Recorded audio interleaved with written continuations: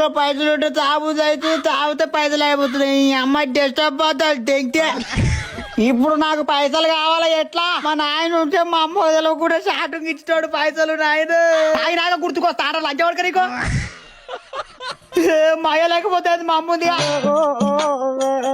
బుచ్చే అమ్మో పొద్దుగాల ఆయన మేము రా. పులి ఎప్పుడు వేటాడుతూనే ఉంటది, చెమ్మడు ఎప్పుడు తాగుతూనే ఉంటాడు.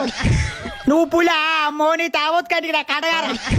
అమ్మా చెప్పరా ఉండకూడక చిన్నప్పుడు పిప్పలు పెట్టి కొనుక్కుంటా అమ్మా అంటే షారని ఇచ్చేది. ఇచ్చేది ఇప్పుడు 90 మంది అవుతా 100 రూపాయలు ఇయ్యా అమ్మా.